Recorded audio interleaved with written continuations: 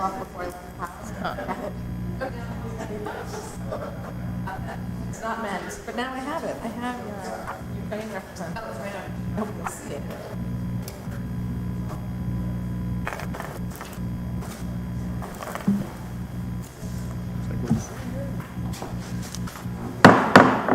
Let the record reflect we've reconvened with all members present. Please rise for the pledge, and I'll ask you to remain standing after the pledge. I pledge allegiance to the flag of the United States of America and to the republic for which it stands, one nation, under God, indivisible, with liberty and justice for all. Please remain standing. Normally at this part of the meeting, I recognize longtime Madisonians that we have lost between meetings, but a little different. I want to share some of the comments I made at Vigil on Memorial Day weekend and adapted for the time difference. But on Memorial Day, after parade, we had gathered on the steps of Hartley Dodge to remember those who we lost in battle, men and women who made the ultimate sacrifice, fighting to preserve our freedoms. The day before, we had gathered on Waverly Place to remember 19 children who barely knew what freedom was. We remember their teachers who did not sign up to fight in a war, but were dedicated to their vocation, heroes to those in their classroom. At the Vigil on Memorial Day weekend, we gathered to remember the 10 in Buffalo who never returned home as they shopped or worked in their neighborhood store, murdered because of the color of their skin. We were there for the parents of the Columbine students, parents who should be grandparents now. We were there for the families of Newtown, Parkland, Aurora, Pittsburgh, Virginia Beach, and too many other communities who relive their tragedy and loss every time another school or church is attacked, left asking, I know the loss these families feel. Why is this still happening? On Friday, June 3rd, we gathered again to tie orange ribbons for Gun Violence Awareness Day. On that day, we recognize that guns are the #1 cause of death of our children. It used to be automobiles, but death by auto was cut in half through regulation and education. That is all we are asking for now, regulation and education to prevent more children from being shot. We know that if the gun laws were changed today, there still could be death tomorrow. But we know if the laws are not changed, more children will be killed, more families destroyed by the senseless violence. We know our thoughts and prayers cannot fill the holes of the hearts of the families of Uvalde and Buffalo and the many other communities who have permanent loss caused by gun violence. But let us take a moment to remember all those lost in the past month and many months and years before to gun violence.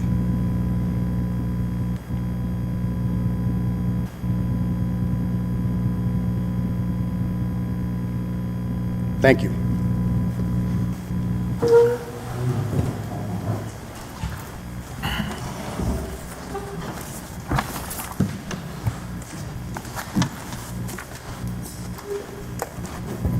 We have a motion for executive minutes of April 27, 2022.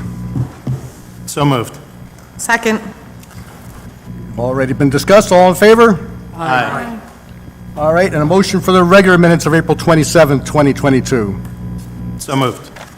Second. Any corrections, changes, or discussion? All in favor? Aye. All right, welcome all to our June council meeting on the eve of the last day of school in Madison. At this time, we are planning on reducing our summer council meeting schedule. So we already had only scheduled one meeting in August. We're now planning to have just this one meeting in June and one meeting in July. So tonight is obviously our June meeting. Our next one would be July 25th. In the event there is urgent business, the June 27th or July 11th meetings could be reinstated, but the agendas would be kept light, and it would not change the hearing dates for ordinances being introduced tonight, which would be on July 25th. And of course, if these meetings are rescheduled, it will be advertised in advance. But right now, again, to respect our fine volunteers and everyone, we will do one a month for the next 3 months. and a few other things that have happened since the last meeting. Obviously, high on our list was the shooting at Robb Elementary School in Uvalde. I pulled together a meeting with the borough and school leadership.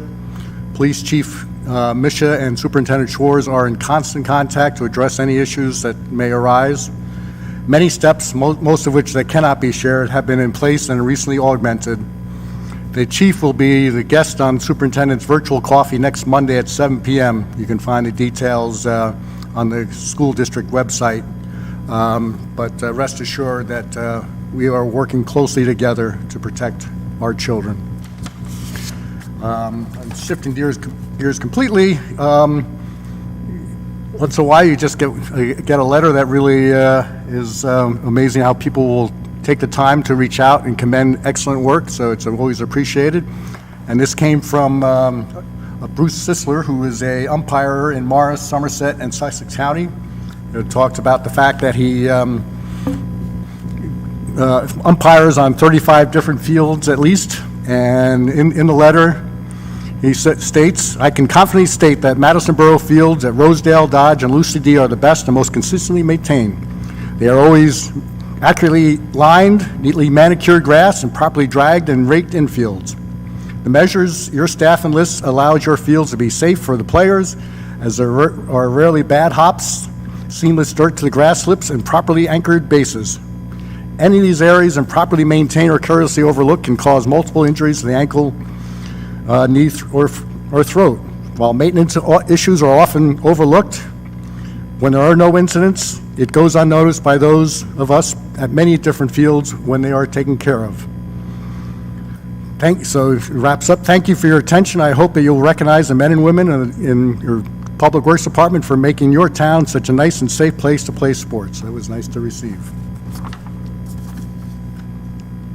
And a few other things that have been going on. Last week, I took on what I often call is the toughest job as mayor, and that is to serve as a judge for the Kings Road School Got Talent annual show. First time in a couple of years that it was in person. There was amazing talent, and it was certainly very difficult for me and my fellow judges to pick the best. I also mentioned already the vigil that we had on Sunday Memorial Day weekend. I want to thank Christine Dangler, who had reached out to me with the thought of having a gathering during this difficult time. I then called Pastor Craig Dunn of the First Baptist Church, who quickly pulled together the Interfaith Council.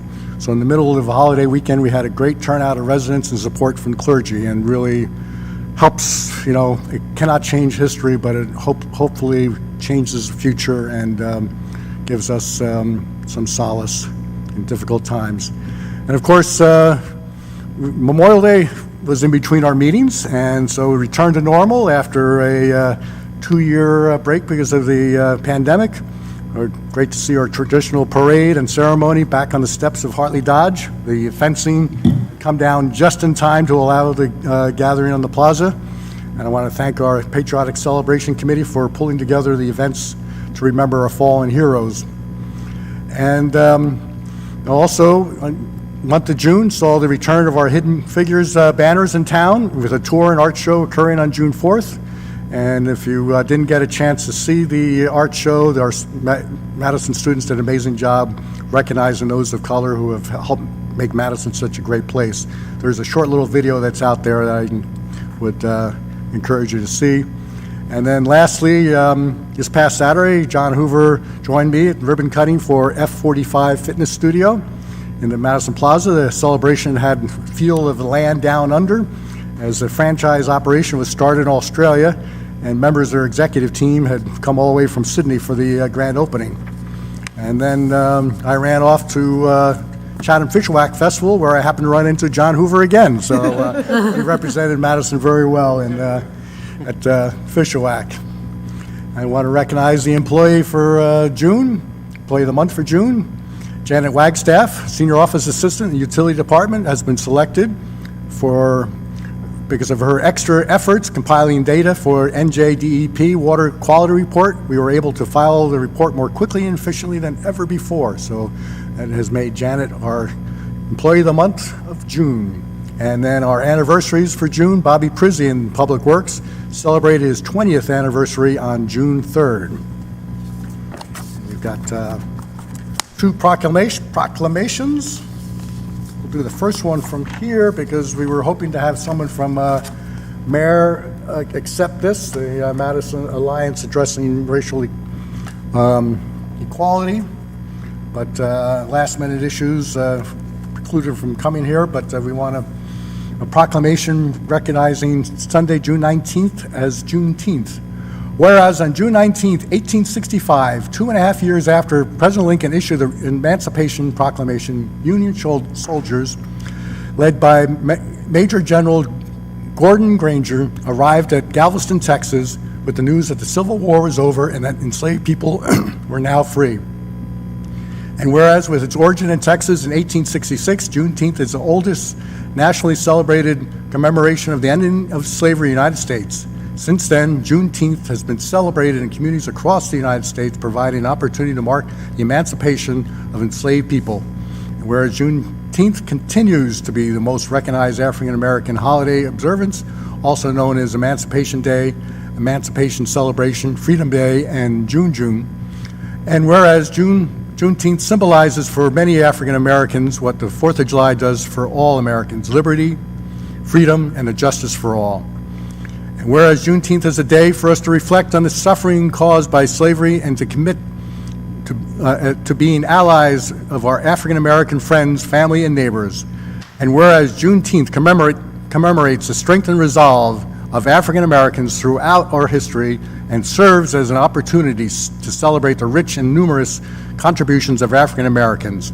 And whereas Juneteenth is an opportunity for Madison residents of all races, nationalities, and religions to acknowledge the painful history, lasting systemic impact of slavery and racial injustice in the United States.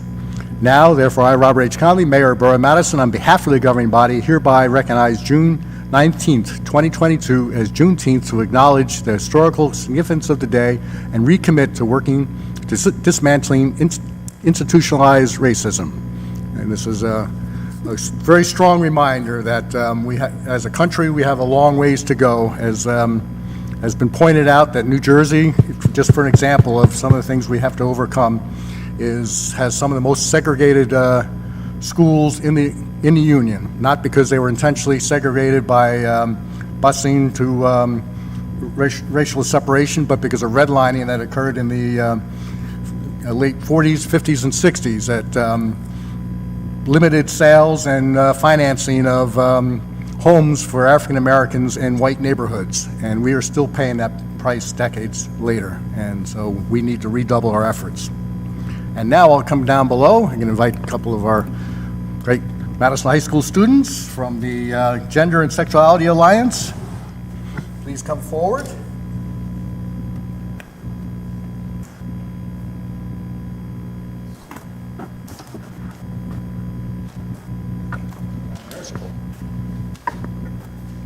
And this is a proclamation for Pride Month, June 2022. Whereas our nation was founded on the principle of equal rights for all people, and some of the most inspiring moments in our history have arisen from the various civil rights movements that have brought one group after another from the margins of to the mainstream of American society.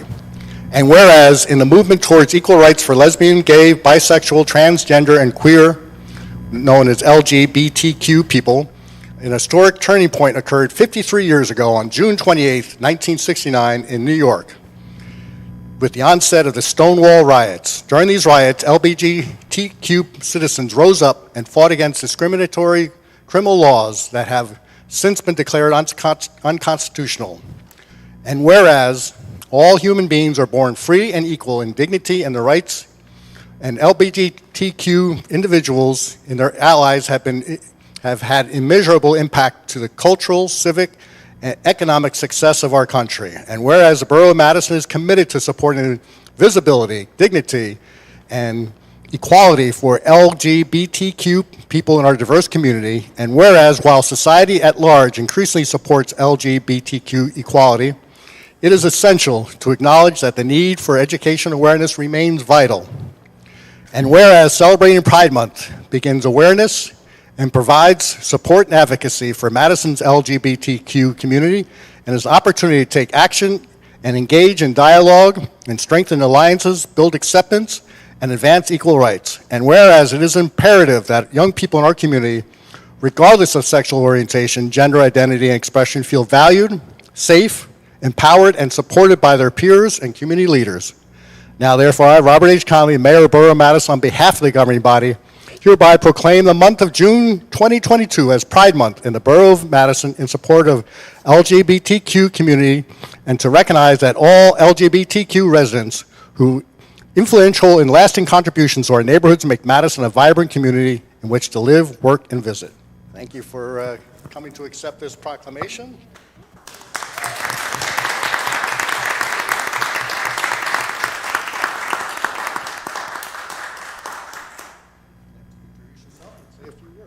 Hi, we're liaisons from our MHSGSA.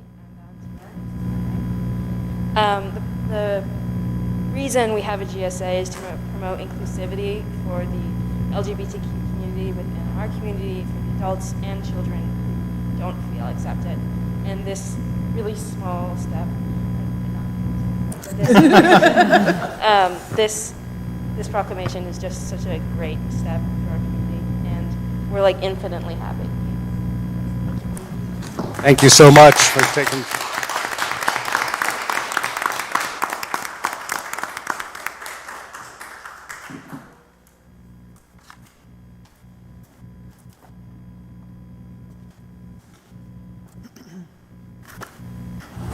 And just a little more backup on Pride Month. Two things. One, when I ride off to the sunset, whenever that might be, there's a whole lot of things that may be written about me, but one thing that can never be challenged is the fact that I had the honor to do the first same-sex marriage in the history of Madison, and certainly was, especially since I knew the couple, to be able to do that for a couple in love that were told for all too long that they could not get married. And on a more personal note, just to, my son was a member of the GSA at Madison High about 10 years ago or so, and what I didn't realize at the time was the challenges he was going through in his life. And by reading his blog a few years afterwards, and what he wrote in there gave me a far different understanding of the challenges. And so we need to have open minds and work with our youth, our adults throughout. So this is what Pride Month is all about. And with that, let's move on to reports from committees. And those in the audience, that you're welcome to stay, but you can always ease out if you want. Utilities, Council President Landrigan. Thank you, Mayor. But before I read them, I just want to say what you just said was very well put, and I give you a lot of credit, so thank you. Thank you. Okay, I got a bunch here. First from the Electric Department. On Saturday, May 28th at 3 p.m., the standby crew was called out to 61 Greenwood Avenue for a car pole accident. The crew inspected the pole and determined that it was structurally sound with very little damage resulting from the accident. On the same day at 11 p.m., the standby crew was called out again, this time to James Park Substation. There was a transformer malfunction. The transformer would not reset because of the teeth of the gears inside of the tub had broken off. The substation is now back online. On Memorial Day, the standby crew was called out to replace the red light in the traffic signal at the intersection of Prospect Street and Main. On Thursday, June 2nd at 4:25 p.m., the standby crew was called out to 38 Fairwood Road for a transformer explosion and fire. The crew removed that bad transformer that had a hole in it and was leaking oil, and replaced it with a new 37.5 kVA transformer. We are currently in the second year of the 3-year contract with American Electrical Testing for the inspection and maintenance of our substations. At 340 Main Street had a transformer fire in its basement for the second time. The building is now disconnected from the grid. The owner is in the process of purchasing a new transformer, which will be installed outside. of their three interns are doing a great job. Please take a look at the left side of the Kings Road substation to see their excellent work. The interns spent many hours weeding, pulling roots, and mulching. And finally, the department continues to do markouts, household services, and replacing the old HPS street light bulbs with the new high-efficient LED heads. Okay, from the water department. The water department assisted the fire department with their annual trench rescue training by excavating a ditch 7 feet by 4 feet by 25 feet long. The drinking fountains at the Rosedale Skating Rink, Lucy D. Field 3, and Dodge Field Playground were all repaired. The DPA made its annual state inspection for the 5 wells and 2 tanks, record-keeping, monthly reporting, operating reports, monthly CL2 resident residuals, and the keep-up of the facilities. Results will be received in the next few months. The department has been busy compiling the information for the annual water quality report, also known as the Consumer Confidence Report, and anticipates the everyday direct mailing within the next few weeks. We would like to thank Michael Pelissier for his assistance in producing the report and the postcard mailer. And finally, anyone interested in the installation of a radio-readable water meter, please call the department to make an appointment. Thank you, Mayor. Thank you. Public Safety, Ms. Byrne.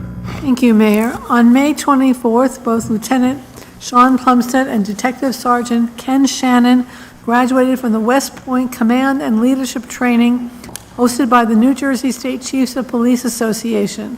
The training, which lasts 14 weeks and which is selection-based, concentrates on leadership and supervision and a blend of theory and application. Congratulations to both officers.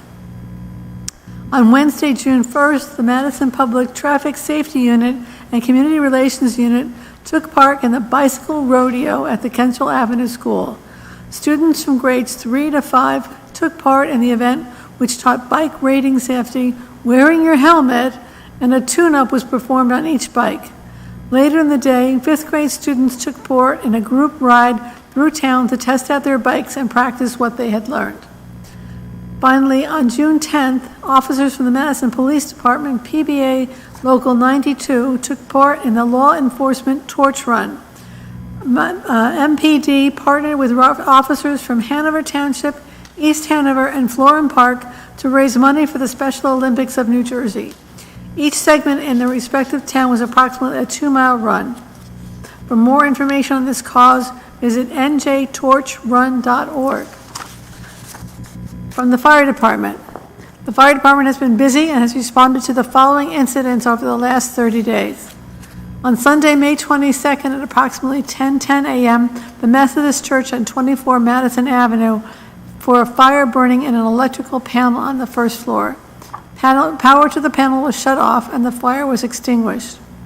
On Monday, May 23rd at approximately 12 noon, a patient had to be extricated due to an overturned vehicle due to a motor vehicle accident at Greenwood and Rosedale.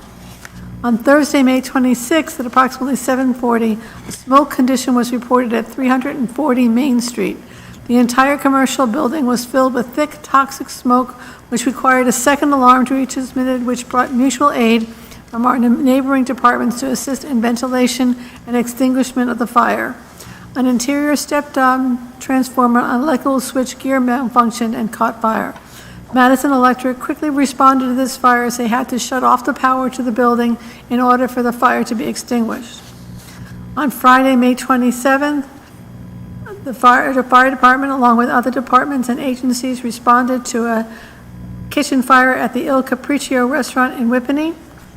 On Saturday, May 28th, at approximately 3:20 p.m., the fire department responded to an auto accident at Greenwood and Locust, which required fluids to be cleaned up from the roadway. On Friday, June 3rd, at approximately 9:30 a.m., fire, police, EMS, and a private citizen all assisted with saving the life of a Madison resident who suffered a heart attack while jogging on Park Avenue near Condorza Way.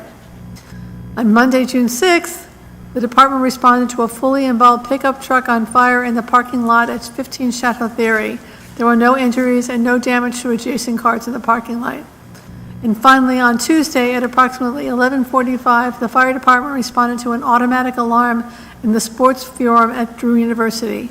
An electrical motor for the facility's hot water system had burned out and charged the room with smoke. Firefighters shut off power to the motor and ventilated the room of smoke. Thank you. Thank you, and regretfully, I missed the group ride this year at Central Avenue School. I was stuck in a meeting, but I usually join them. One of my lessons learned as a mayor, tis better to be at the rear of the pack than in the middle of the pack with a group ride. So, anyway, moving on, Community Affairs, Mr. Hoover. Thank you, Mayor. With the Madison Arts and Cultural Alliance is currently helping a group in town launch the idea for a Madison Public Theater. They're in the rehearsals for the summer production of Kiss Me Kate. And the MACA is only, wants me to point out they're only helping them, they're not funding it. Excuse me. Downtown Development Commission. Downtown Development Commission regular meeting for June has been canceled. The next meeting of the DDC will be held on Thursday, July 21st at 7:15. Bottle Hill Day is scheduled for Saturday, October 1st. Sponsorship and vendor information is now available on rosenet.org. The Chamber of Commerce. Fire extinguisher inspections are being held on Wednesday, June 22nd from 12 to 4 p.m. at the corner of Central and Main. General public is invited. Ladies' Night is scheduled for September 15th at 2022 from 5:30 to 8:30. And the Madison Car Show is scheduled for Saturday, October 21st in conjunction with Bottle Hill Day. And the Madison Community Arts Center. Their music showcases continue with a special Pride concert on June 25th at 7:30 p.m. Concerts are streamed live and are available on the Madison Community Arts Facebook site. The first New Jersey Jazz Society concert was held on June 5th. Over 50 people attended, and the next concert will be held on Sunday, August 22nd. The new Madison Public Theater production of Kiss Me Kate, which I mentioned a minute or so ago, is holding regular rehearsals at the Concert Center on Monday and Friday evenings. The fourth in our monthly open mics, will continue with the Arts by the People literary platform series on July 6th with a 7:30 p.m. sign-up and an 8:30 p.m. curtain. And the open music mic continues on June 13th with sign-up at 7:30 and curtain at 7 o'clock and curtain at 7:30. The Wednesday comedy open mics will begin in July. Thank you, Mayor. Thank you. Finance and Borough Clerk, Ms. Cohen. Before I get to the Finance and Borough Clerk report, due to Mayor Conley's very busy schedule, I had the honor of escorting, I think it was 10 Girl Scouts on a tour of the building. I was asked to talk about how women in government and why it's important to get involved and have your voice heard. The girls did not stop talking. They were fifth graders, and they had so many good questions and didn't want to leave, but we had to kick them out after an hour. They got to participate. They sat here and were mayor and council, and in a 3-2 resolution after heated debate, they voted to increase an increase in funds to keep the bathroom facilities at our parks and MRC clean because they find them not. So I just wanted to acknowledge that and thank the mayor for giving me the opportunity. And thank you for covering. To do that. From the Accounts Payable Department, a couple things about the bill list, which happens at the end of every council meeting. The Accounts Payable Department typically issues checks for payments to vendors after each council meeting. Before those checks are issued, the council receives the bill list, which details the payments. There are two payments that we just want to make note of tonight. First is the payment of $7,500 to the Senior Center of the Chathams. We talked about this at a couple of meetings. All Madison seniors are encouraged to take advantage of the senior programs that are offered there for free, and we've come up with a deal with them. Another important item on the bill list is the payment of $429,306 to Absolute Fire Protection of South Plainfield, which is the first payment for the new pumper and rescue truck for the fire department that's expected to be in service later this year, and that total bill is $820,000. From the Finance Department, the audit has been completed and can be found in the Finance Department section of Rosenet. At the end of this meeting, the consent agenda includes Resolution 176, which pertains to the council accepting that audit. This resolution is required by state statute, and it certifies that each of the elected officials has received the audit. Part 3 of the audit is generally considered the most important part of the document, as it includes comments and recommendations from the auditor. This year, there were 2 small recommendations. The first is a recurring recommendation regarding the segregation of duties. Administration has reviewed this issue and determined that the costs associated with fixing it significantly outweigh the benefits. The second comment involves the receipt of relatively small deposits related to pet licenses and the Animal Control Fund. Later in the summer, the Chief Financial Officer will discuss these 2 recommendations in more detail when he submits his corrective action plan. Finally, this Wednesday, the Borough will be wiring $3,894,683.46 to the Board of Education. This is the last monthly wire for the board's 2021-22 budget, and it includes the monthly amount as well as the debt service of $116,601.71. Thank you, Mayor. Thank you. Public Works and Engineering, Ms. Ehrlich. Thank you, Mayor. The Borough Engineer reports that the Hartley Dodge Memorial Plaza general and masonry contractors completed reinstalling the railings in the plaza by Memorial Day. West Wing ramp repairs, which are in progress, will be completed this week, and final landscaping and irrigation repairs will also be made. A visit from the Morris County Historic Preservation Trust occurred last week to observe the completed work, and all was found to be acceptable. Road reconstruction work on Howard Street began after Memorial Day, and work on Norman Circle began in the second week after the commencement period, with tree removal, utility test holes, and other initial work. Rayovac Construction has completed the 2022 crack sealing program in recently repaved roads to help preserve our overlay work and prolong the life of the new asphalt roadways. Several planning alternatives have been forwarded from Bowler Engineering for planning of the Waverly Place and re-envisioning project. This resulted from the public engagement process. All of the progress work is available on rosenet.org under the Waverly Place Reconstruction page. And the Borough recently met with representatives of the Morris County Trails Program regarding reimbursement for our work on Summerhill Park Trail and the start of construction for the MRC Accessible Trail Project. Tonight we have 2 ordinances for parks improvements on the agenda. There's work proposed at Memorial Park Trails and also the Dodge Field Playground. These ordinances are just to encumber the funds for the future improvements, and the design and construction documents will be issued later this summer. The Department of Public Works reports that members of the DPW staff attended a funding for EV charging stations and fleet vehicles seminar, something we're very focused on here in Madison, bringing our fleets and charging stations up to the state-of-the-art for electric vehicle charging. The Waverly Place downtown clock motors have been replaced, and the control board repair to the clock is now fully functioning on all 4 faces of the clock, so it'll be good to see that downtown. At Dodge Field, in the playground, the sandbox and mulch were replenished last week. The hanging flower baskets, you may have noticed, are up all around downtown.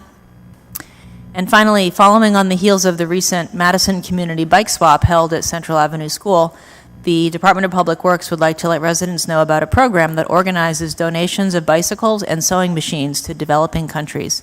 This program is known as Pedals for Progress and Sewing Peace, that's SEWING, Sewing Peace. You can donate and learn more at the Pedals for Progress website at www.p4p.org. Thank you.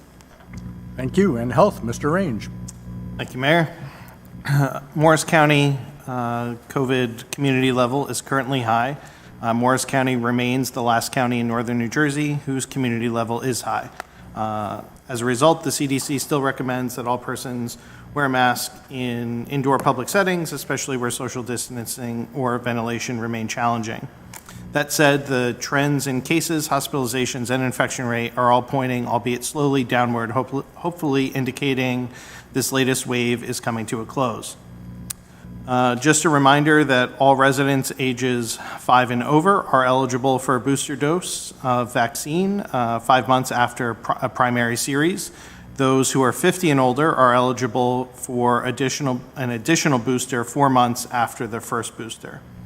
For those of you keeping an eye on some of the regulatory things, children under 5 still remain without an authorized vaccine. However, both Pfizer and Moderna have submitted data to the FDA for review, and hearings for that are expected this summer, and hopefully before school starts, there'll be a authorized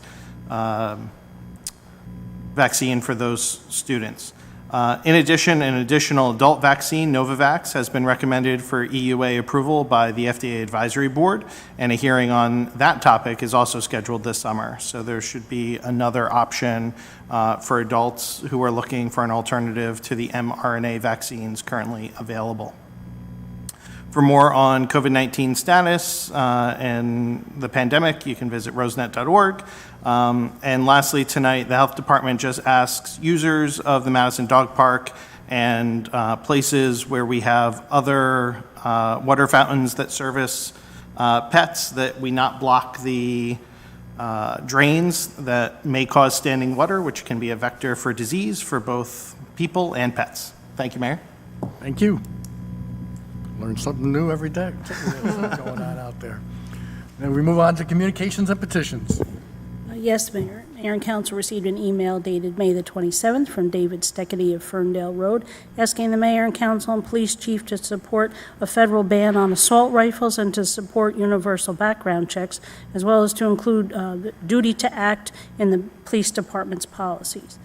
An email dated June 4th from Stephen Hanley of Green Hill Avenue regarding overdevelopment in the borough, and an email dated June 7th from Susie Tilley, the Executive Director of the Ridge and Valley Conservancy in Newton, New Jersey, supporting the preservation of the Drew Forest, and an email received today from the Kings Road School PTO thanking the members of the Madison Fire Department and volunteers for their help this year for 3 different floods they had at the school, both the basement and the school library. Thank you very much. And now we move on to the first of 2 invitations for public comment. This is limited to items on our agenda discussion and the resolutions, which I'll go through shortly.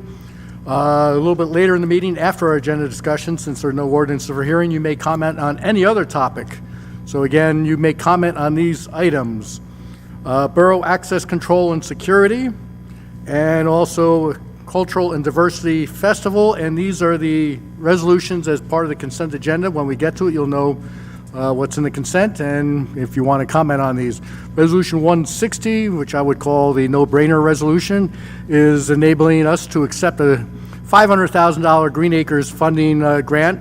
This is towards the purchase price of the MRC, goes to our debt. We have already received $3.875 million from the state for this project, and so this will bring up our total support from Green Acres to $4,375,000, so we greatly appreciate this support. Resolution 161 is requesting the Director of Local Government Services to approve an insertion of revenue on our budget line, and this is $30,437.12. So whenever there's a change of revenue, we have to have that recognized. Resolution 162 is renewing liquor licenses for the 2022-2023 license term, and these are consumption, club licenses, and distribution licenses. Resolution 163 is approving temporary signs for Morris County 4-H Club. This will be during the month of July, and the fair is July 21st through 24th. Resolution 164 is ratifying salary increase to confidential employees excluded from union participation. It's a $1,200 increase to 18 confidential. This matches what the union employees get. Resolution 165 is recognizing the retirement of Jill Barker, power attorney, and that is not a descriptor, it's more of the work she does related to our power authority of the municipalities in the state that own their own utilities. But she, in a way, she was a power attorney, and we greatly appreciate her work. Resolution 166, approving raffle license application for the Shakespeare Theater. Resolution 167 is rescinding a portion of contract award to Annixter Incorporated for Transformers. There was a change in pricing due to supply chain, and that changed the bid, so it's rejecting part of it. Resolution 168, authorizing membership in the 2022-23 Employee Wellness Program through the Madison Area YMCA. Resolution 169 is authorizing $350,000 NJ.DOT municipal and aid application for Woodland Road, Garfield Avenue, Myrtle Avenue milling and overlay projects. Resolution 170 is ratifying the appointment of Alexis Artiglaire as unpaid intern in the finance office. Resolution 171 authorizing cancellation of late fees of real property tax payment. And this is for Geralda 2, Geralda 7. Typically, we cannot do this, but this was the check actually got held up in the post office for extended time. Resolution 172, rescinding a portion of the contract award for Annexter Incorporated for electric materials. The last one was for transformers. Resolution 173 is authorized the Morris County Trail Construction Grant Application. This would be Phase 2 for Memorial Park Trails. Resolution 174 is urging swift passage of Senate 330, which restores energy tax receipts. I also have signed a mayor's letter that is going to the Senate and Assembly. Resolution 175 is opposing Assembly Bill 1294, Senate Bill 2103, and urging that such legislation not advance further. This is related to vacant office space that could be redeveloped without local control. And that would not be beneficial for Madison and virtually every municipality in the state. Resolution 176 is accepting the 2021 audit, and Ms. Cohen's report covered some of the things in there. So those are the resolutions you may comment on, or the two agenda items. Anyone wishing to comment on those, if you remembered them, please step forward, state your name, your address, state the agenda item you are commenting on, and try to keep your comments to 3 minutes, but we give you a 1-minute grace period, and we'll stop you at 4. Anyone wishing to comment, please step forward.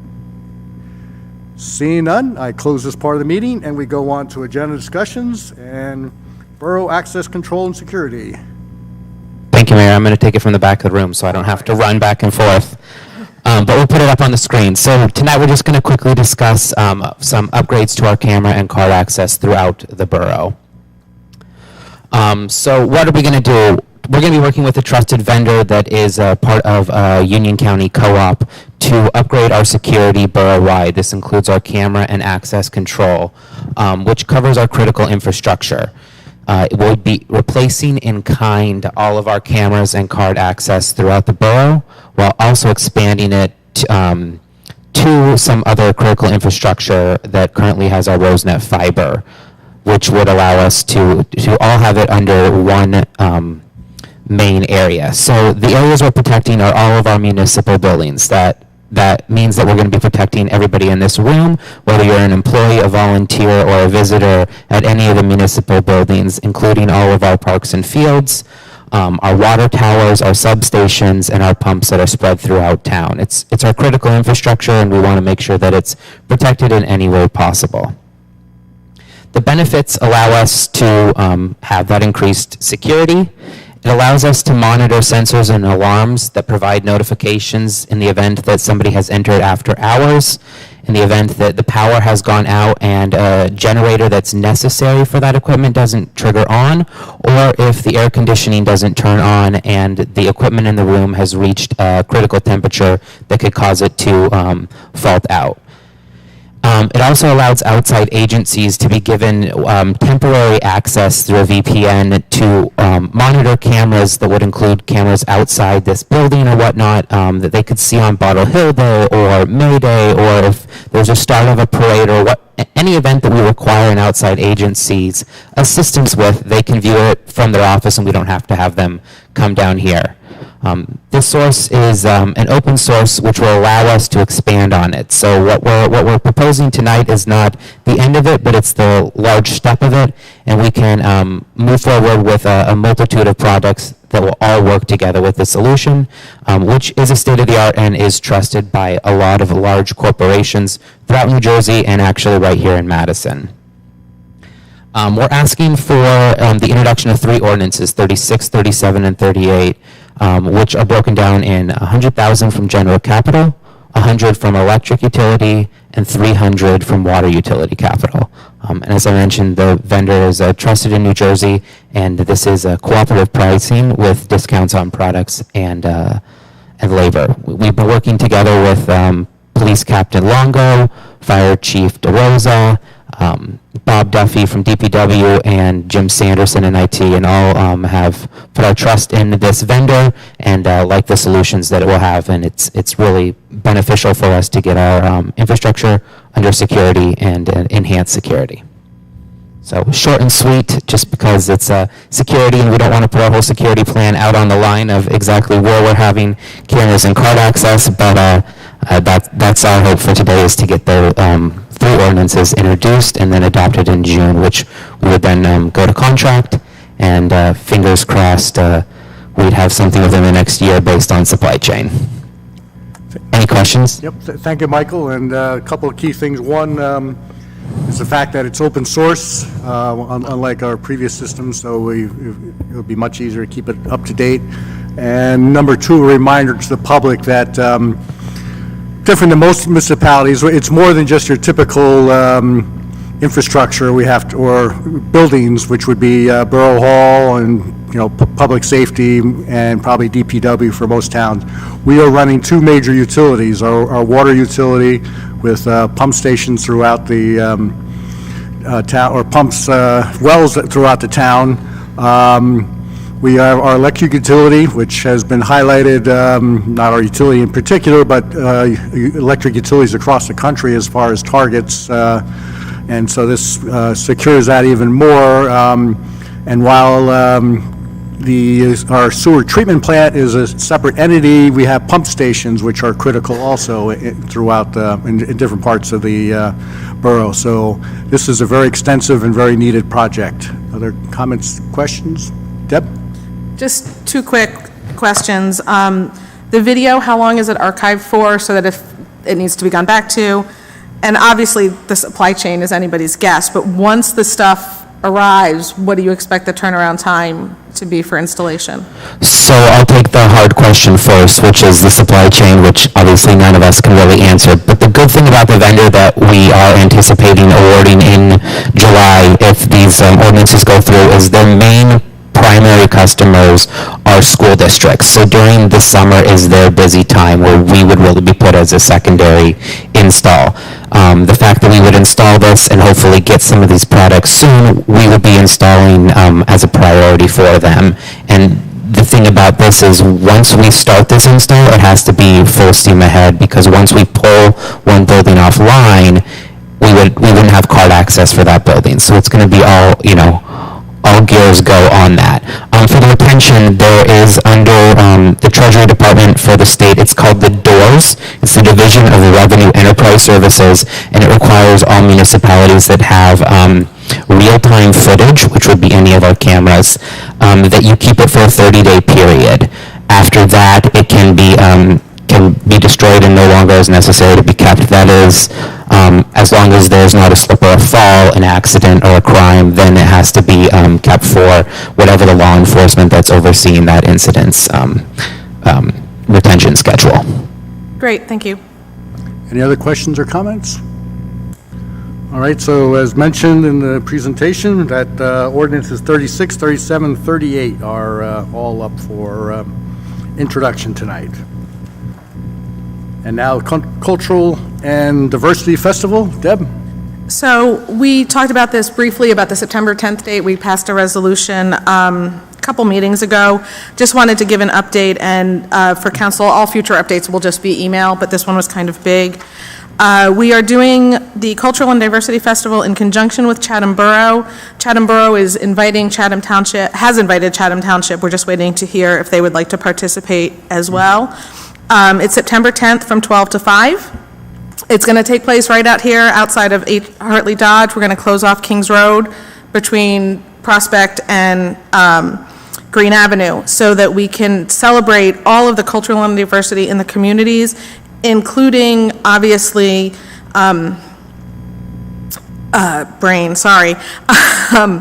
in addition to the typical cultural and diversity, we're also including neurodivergent, LGBTQ+. We've contacted the schools already at the end of the school year, which is not ideal, but we'll reach out to them again in August to get some of the cultural groups there involved. The hope is to have a contingent of a kickoff, and then tables that have education and crafts and various things going on at them. I don't have details more than that because we're just starting that process. There will be food trucks, there will be performances throughout the day. We've reached out not only to the schools, but other leaders in the community, Reverend Dunn. I have the list, but I can get that to anybody that's interested. But anybody diverse, it's about 20 people.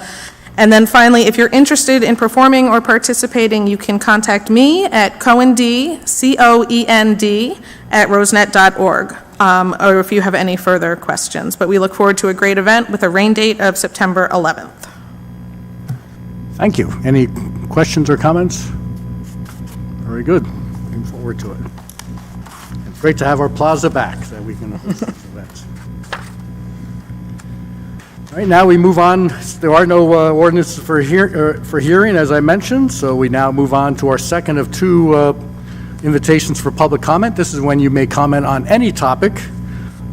Same rules apply as far as stating your name, address, and writing the same on the clipboard, and trying to keep your comments to 3 minutes, but we'll give you that 1 minute grace period and ask you to stop at 4. Anyone wishing to comment, please step forward. Nope.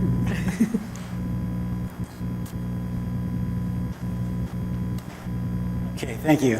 Mayor Conley and esteemed council members, nice to see you all tonight. My name is Bill Lynch, and I live at 20 Leslie Avenue in Florham Park, a neighbor of yours. I'm happy to say that it's a sign that I'm here tonight. In fact, it's several signs, and they all say, Save Drew Forest, and that's why I'm here. I'm a local filmmaker, and I became interested in the cause after spending a lot of time in town, driving around, seeing sign after sign saying Save Drew Forest, and I needed to find out more to see why the community was so passionate about it. So I went to the Friends of Drew Forest website, and I was compelled to do something on my own. So I went into the forest, and I took my camera with me, and I made a film to document both the beauty and serenity of the forest, as well as to show what would happen if we did not take action to preserve the forest. While I was in the forest, there were students there, perhaps some learning how to prevent climate change, how to protect our underground water resources. There were people just hiking, there were birders, there were people walking their dogs. It's a beautiful place. But it needs to be preserved. We have places nearby, like the Great Swamp, for example. If you've been to the Great Swamp, it's a magnificent place full of nature. It's a breeding ground for migratory birds. There are deer and bears there.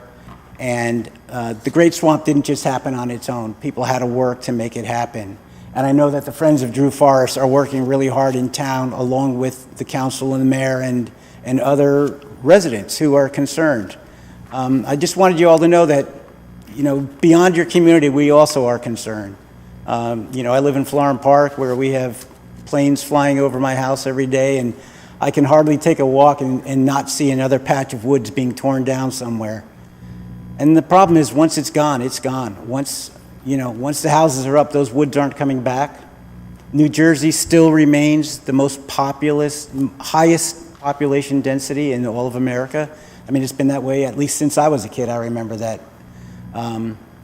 So there are a lot of issues. Climate change is certainly on a global scale, but we can do things locally. We can all act locally to make those changes. And I know you've heard from other members of the Friends of Drew Forest. For me, I just felt I had to do something. I couldn't let apathy take over. So I titled the film, I made a short film. I gave it to the Friends of Drew Forest to use however they like. I titled it The Legacy of Drew Forest.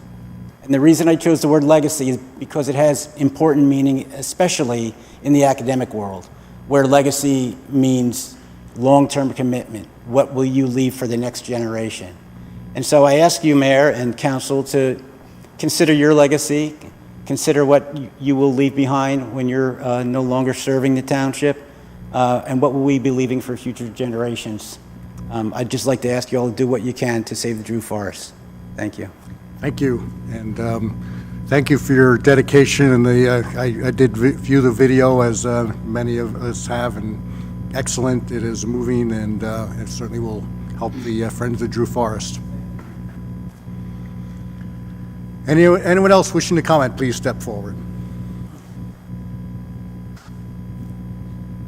Hi, my name is Rachel, and I live at Drew University. So my name is Rachel Papa. I'm a senior at Drew University, double majoring in political science and environmental sustainability.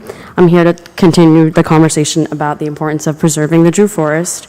So I will be graduating a semester early this fall, and as I reflect on my time at Drew, given how unprecedented my college experience has been, there's always been one thing that has served as a positive constant for me, which is the forest. It's one thing that has attracted me to the university and has allowed me a lot of opportunities as a student. It continues to serve the Drew students and staff, and as well as the Madison community. I just want to speak on some of my personal experiences with the forest. Last spring, I spent most of a geology course in the forest observing tectonic levels, types of rocks, and taking soil samples to further understand the geological makeup of the Drew Forest and thus the rest of campus.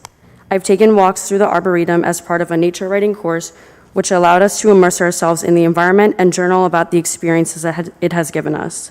I spent time in a photography course utilizing the nature of the forest to serve as a point of focus to really highlight its beauty.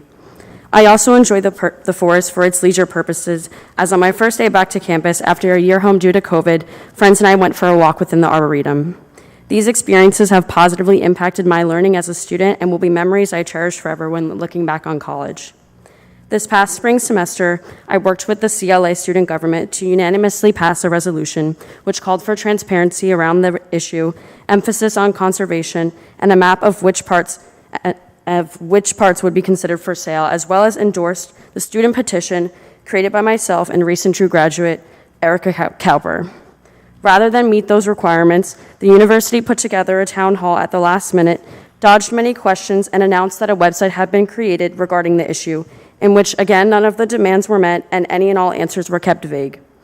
I appreciate the support the town has been and continues to provide in regards to this issue, and just wanted to speak on it further, as it is so crucial right now with where we are in the summer, and there are not many students on campus to advocate for this, and while the president is transitioning out of the university.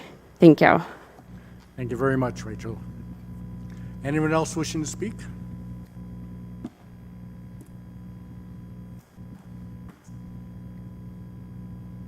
Hi, Claire Whitcomb, 12 Fairwood Road. I just want to say that I feel like I've been talking about the Drew Forest sort of nonstop. The last 2 weekends, we tabled at Sunday Motor Co. and Fish-A-Whack, and we spent 10 hours tabling, and I think we had hundreds and hundreds of conversations, and we're not even counting what happened on Memorial Day, where we walked the parade route and talked to so many people. And the signs are working, and as you can tell from Bill Lynch, and Sunday Motor Co. had the T-shirts, and their entire staff wore Save the Drew Forest T-shirts, and it was so great because we didn't have to say anything. People just came up to us. Some of them just braked. They saw us, braked, and said, "Can I have a yard sign?" So I also want to mention that although it's always Forest Month, June is Pollinator Month, and Joan McCary on the Environmental Commission is just the pollinator guardian. She is giving a talk tomorrow at the library at 7 p.m. on how to do a butterfly waif station in your backyard. And she's also grown an amazing selection of pollinator plants, 6 kinds of milkweed, false blue indigo, a cherry tree, like just lots of super cool things. So it's on the Green Madison Facebook page, and we have a Google form to sign that up. The plants are free. They're 1 per household. They're being given out on June 23rd at the Farmers Market from 1 to 5 p.m. at Dodge Field. And in addition, thanks to our friends in Chatham and the multi-town, well, it's called the NJSMA, but it's the multi-town Environmental Commission group.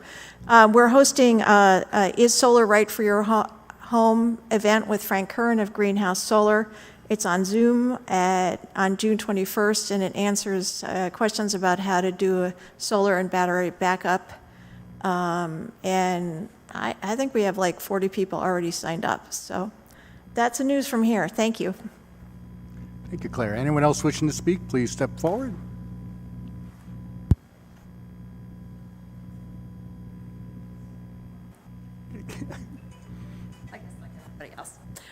Hi, I'm Barbara Hughes. I live at 69 Glenwild Road.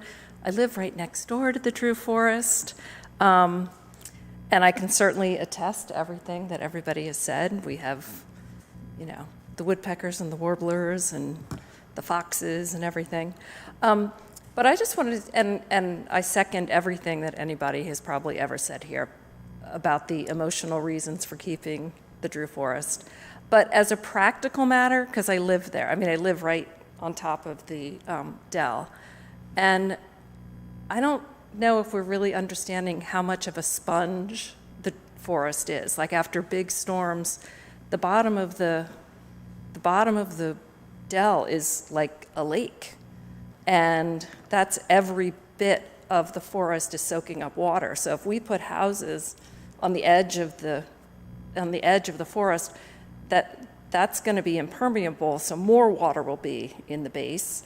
And I'm just kind of worried that that's going to flood, or it's going to be standing water all the time, because the whole thing isn't going to be soaking up that water. I don't know. That's just my thoughts on the matter. But again, the Drew Forest, it's such a treasure. We can't, like I was thinking about the legacy, we got to leave that legacy. Anyway, that's all. Thank you, Barbara. Thank you. Anyone else wishing to comment, please step forward. Seeing none, I close this part of the meeting. Just to follow up, to thank you all who came and spoke on the Drew Forest, and again, Bill, for that video. I encourage people to visit the site to see it, and I just want to reinforce this council is certainly committed to doing everything possible and then some. And what makes this process easier, it is a monumental process, but makes it easier is the amount of momentum in public support, because we're going to be looking for funding opportunities, and when you have people from counties away sending letters of support, it shows that it's a widespread, and when you look at the video, you get a feel for that, even without walking. If you walk the space, it's even a greater feeling. And it's apropos that the lead-off resolution that we had today is related to Green Acres, which is an example of the creativity that Madison has used with its dedication to save open space. The MRC was actually in Florham Park, 49 acres that could have supported 2 office buildings. Madison purchased 49 acres of land in the neighboring town and then moved the borders to bring it into Madison to preserve that open space. It's now a great combination of active recreation and passive recreation. So it's that creative thinking that will make the saving of the Drew Forest possible. So stay tuned and keep it coming. And moving on to next item, which is introductory ordinances. Will the clerk please read the statement? Ordinance is scheduled for first reading, have a hearing date set for July the 25th, 2022. All will be published in the Madison Eagle, posted on the bulletin board, and made available to members of the public requesting copies. I call up ordinances for first reading and ask the Borough Clerk to read said ordinance by title. Ordinance 27-2022. Ordinance of the Borough of Madison amending and supplementing Chapter 185 of the Madison Borough Code entitled Vehicles and Traffic to correct inconsistencies, establish electric vehicle parking parameters, street parking, enhanced violation scale, and designing additional 15-minute parking spaces, and amending Chapter 195 of the Madison Borough Code entitled Land Development to correct a citation. Here, I move ordinance 27-2022. Second? And discussion, and again, we do have Lisa here if there's any questions, as a very long title does cover that, this is cleaning some things up. There's actually a net decrease of 15-minute parking spots, but it puts them throughout the downtown area. One of the challenges of having free parking is it's tougher to do turnover. So this helps the quick buy and go stores by having these spread out to the downtown. Also, it introduces the progressive fine, so people cannot abuse the overtime parking. Certainly, we all make mistakes sometimes, as Judge Troxel, our former judge, once told someone when he waived a parking fine because the resident said he did not know the rules. He said, well, now you do. And so this helps remind people that, yes, those are the rules. And that's probably the overall importance, along with the EV charging stations. Any other comments? Or? Yeah, I just want to thank you, Mayor. I want to underscore what you said about EV charging. This ordinance will hopefully encourage greater ownership and use of plug-in electric vehicles. And we are in a situation where the borough is called to do everything it can to encourage the uptake of plug-in electric vehicles to help reduce our greenhouse gas emissions. So I'm glad to see this ordinance being introduced tonight. Thank you. Bob? And right outside of where I live, there's an EV station, and they outlined it EV parking only with green striping in the street. So not only does it reserve for the EV parking, but it's also an advertisement for it as well. So it's a good thing. It's moving in the right direction. Any other comments or questions? Roll call vote, please. Ms. Byrne? Yes. Mr. Hoover? Yes. Ms. Cohen? Yes. Ms. Ehrlich? Yes. Mr. Landrigan? Yes. Mr. Range? Yes. Okay, ordinance 28-2022. Ordinance of the Borough of Madison appropriating $260,000 from the Municipal Open Space Recreation and Historic Preservation Trust Fund for the Memorial Park Trail Improvements Phase 1. Mayor, I move ordinance 28-2022. Second. Council discussion? I just like to underscore what I said earlier, which is that these improvements for the trails at Memorial Park are being proposed in 2 phases. And phase 1 will be for trails near the rink leading to the ball fields. And phase 2, a subsequent phase, will be trails to the Del Barton Park. And in both cases, we have a resolution tonight that was mentioned for the consent agenda to apply for a grant for phase 2, and in this case, an ordinance for phase 1. This is to encumber the funds. There will be a process that the Parks Advisory Committee will participate in, as well as other stakeholders, to review the design and construction and bid packages for the trail improvements that I'm looking forward to participating in this summer. And this is encumbering 100% of the funds, even though we'll get some reimbursement grant from the county program. Any further discussion? Roll call vote, please. Ms. Byrne? Yes. Mr. Hoover? Yes. Ms. Cohen? Yes. Ms. Ehrlich? Yes. Mr. Landrigan? Yes. Mr. Range? Yes. Okay, ordinance 29-2022. Ordinance of the Borough of Madison appropriating $555,000 from the Municipal Open Space Recreation and Historic Preservation Trust Fund for the Dodge Field Handicapped Accessible Playground Construction Project. Mayor, I move ordinance 29-2022. Second. Council discussion? Deb? Just to reiterate, Councilwoman Ehrlich, sorry, Rachel, this is, again, just to encumber the funds, and again, is a grant that we have to pay up front. Part of it's a grant, and that we'll get reimbursed for. Site visits have occurred in the area. There's going to be meetings held. They haven't been held yet. We just have to encumber the funds that will include the chairs of Parks Advisory, the Rec Advisory, the MEC, the Shade Tree, and other stakeholders, DPW. If needed, we'll get a professional to help us make sure that it's designed appropriately. The goal is to have different ages with various equipment that's accessible by those in wheelchairs or those having to use walkers or help and aid in that sense or in other various senses. None of the design's been decided, but I'm looking forward to updating the playground that I believe we decided was updated 25 years ago. That was the last update, but also that we can make it all-inclusive and make sure that all of the kids in Madison have a place to play. Any further discussion? Roll call vote, please. Ms. Byrne? Yes. Mr. Hoover? Yes. Ms. Cohen? Yes. Ms. Ehrlich? Yes. Mr. Landrigan? Yes. Mr. Range? Yes. Okay, ordinance 30-2022. Ordinance of the Borough of Madison replacing Ordinance 34, 2028, setting the salary ranges for non-union full-time employees. Mayor, I move ordinance 30-2022. Second. Council discussion, and this is updating, does not adjust salaries, it adjusts the salary ranges and then puts in place a cost of living increase, so we don't have to play catch-up. Roll call vote, please. Ms. Byrne? Yes. Mr. Hoover? Yes. Ms. Cohen? Yes. Ms. Ehrlich? Yes. Mr. Landrigan? Yes. Mr. Range? Yes. Okay, ordinance 31-2022. Ordinance of the Borough of Madison appropriating $500,000 from the Water Capital Improvement Fund for the potable water well improvements. Mayor, I move ordinance 31-2022. Second. This is part of the capital budget. Any further comments? Roll call vote, please. Ms. Byrne? Yes. Mr. Hoover? Yes. Ms. Cohen? Yes. Ms. Ehrlich? Yes. Mr. Landrigan? Yes. Mr. Range? Yes.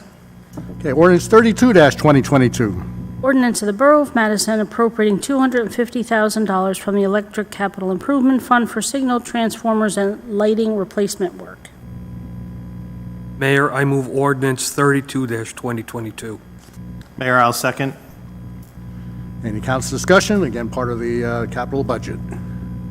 Roll call vote, please. Ms. Byrne? Yes. Mr. Hoover? Yes. Ms. Cohen? Yes. Ms. Ehrlich? Yes. Mr. Landrigan? Yes. Mr. Range? Yes. Ordinance 33-2022. Ordinance of the Borough of Madison amending Chapter 94 of the Madison Borough Code entitled Electric Utility to update the electric connection fee schedule. Mayor, I move ordinance 33-2022. Second. And for everyone, this one and the next two ordinances are, we do on an annual basis. This does not affect residents, but anytime there's a new connection to these three utilities, that the new connection is responsible for paying their share of capital improvements that have been paid for by everyone over the years. Any further discussion? Roll call vote, please. Ms. Byrne? Yes. Mr. Hoover? Yes. Ms. Cohen? Yes. Ms. Ehrlich? Yes. Mr. Landrigan? Yes. Mr. Range? Yes. Ordinance 34-2022. Ordinance of the Borough of Madison amending Chapter 190 of the Madison Borough Code entitled Water to update the water connection fee schedule. Mayor, I move ordinance 34-2022. I second ordinance 34-2022. Any further council discussion? Roll call vote. Ms. Byrne? Yes. Mr. Hoover? Yes. Ms. Cohen? Yes. Ms. Ehrlich? Yes. Mr. Landrigan? Yes. Mr. Range? Yes. Ordinance 35-2022. Ordinance of the Borough of Madison amending Chapter 155 of the Madison Borough Code entitled Sewer to update the sewer connection fee schedule. Mayor, I move ordinance 35-2022. Second. Any council discussion? Roll call vote. Ms. Byrne? Yes. Mr. Hoover? Yes. Ms. Cohen? Yes. Ms. Ehrlich? Yes. Mr. Landrigan? Yes. Mr. Range? Yes. Ordinance 36-2022. Ordinance of the Borough of Madison appropriating $100,000 from the General Capital Improvement Fund for access controls, cameras, and other security enhancements and improvements. Mayor, I move ordinance 36-2022. Second. And this ordinance and the next two are related to the presentation we just had on the security by Michael Plessier, or as I felt he was, Johnny Gilbert. See if we can figure that one out. Any further discussion? I have a question. I don't expect perhaps that we have the answer to this in tonight's agenda discussion, but perhaps this could be addressed at when we have our vote, the hearing, I should say. I think it's interesting to contemplate, a remote agency, in this case, for instance, the Sheriff's Office of Morris County, to have VPN access to our cameras. I think there may be residents who are wondering who else can access the footage and what can be done with it. So to the extent that we can bring a little more clarity to, laws regarding retention and privacy of footage that's used by bodies outside of our town, I think that would be clarifying for residents to have some background on what can be done with this and who has access to it. So maybe when we have the hearing, we could learn more about that. Sounds good. Yep, and there's certainly be more to come as contracts are approved and so on. Any further discussion? Roll call vote? Ms. Byrne? Yes. Mr. Hoover? Yes. Ms. Cohen? Yes. Ms. Ehrlich? Yes. Mr. Landrigan? Yes. Mr. Range? Yes. Ordinance 37-2022. Ordinance of the Borough of Madison appropriating $100,000 from the Electric Capital Improvement Fund for access controls, cameras, and other security enhancements and improvements. I move ordinance 37-2022. Second. Any discussion? Roll call vote? Ms. Byrne? Yes. Mr. Hoover? Yes. Ms. Cohen? Yes. Ms. Ehrlich? Yes. Mr. Landrigan? Yes. Mr. Range? Yes. Ordinance 38-2022. Ordinance of the Borough of Madison appropriating $300,000 from the Water Capital Improvement Fund for access controls, cameras, and other security enhancements and improvements. Mayor, I move ordinance 38-2022. Second. Any council discussion? Roll call vote, please. Ms. Byrne? Yes. Mr. Hoover? Yes. Ms. Cohen? Yes. Ms. Ehrlich? Yes. Mr. Landrigan? Yes. Mr. Range? Yes. Ordinance 39-2022.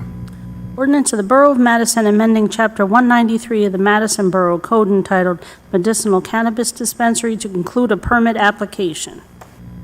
Mayor, I move ordinance 39-2022. Second. And as we know that medical dispensary has been approved, and so this is the application process that we're now putting in place. Any council discussion? Roll call vote? Ms. Byrne? Yes. Mr. Hoover? Yes. Ms. Cohen? Yes. Ms. Ehrlich? Yes. Mr. Landrigan? Yes. Mr. Range? Yes. All right, that was a light group of ordinances. Now we'll move on to consent agenda resolutions. Will the clerk please read the statement? Consent agenda resolutions will be enacted with a single motion. Any resolution requiring expenditure is supported by the certification of availability of funds. Any resolution requiring discussion will be removed from the consent agenda. All resolutions will be reflected in full in the minutes. Mayor, I move consent agenda resolution 160-2022 through 176-2022. Second. Any discussion? As noted, I went through all the resolutions earlier, or any that need to be pulled. Okay, roll call vote, please. Ms. Byrne? Yes. Mr. Hoover? Yes. Ms. Cohen? Yes. Ms. Ehrlich? Yes. Mr. Landrigan? Yes. Mr. Range? Yes. All right, there is no unfinished business. The approval of vouchers. Will the clerk please read the voucher totals? For the current fund, $352,860.31. For the general capital fund, $856,271.50. For the electric operating fund, $303,412.82. Electric capital fund, $41,995.25. From the water operating fund, $23,247.46. From the water capital fund, $111.20, and from the trust, $24,116.28. The total is $1,602,014.82. Mayor, I move approval of the vouchers. Second. Any discussion? Roll call vote, please. Ms. Byrne? Yes. Mr. Hoover? Yes. Ms. Cohen? Yes. Ms. Ehrlich? Yes. Mr. Landrigan? Yes. Mr. Range? Yes. All right, in new business, I'd like to make the following appointment and requesting council confirmation. This is Complete Streets for the newly created additional at-large residential position, Paul Daly of Longview Avenue, one-year term through December 31st, 2022. So moved. Second. All in favor? Aye. All right, there we go. Mayor, I move we adjourn the meeting and have a good 4th of July. Yes, that's it. That is the first.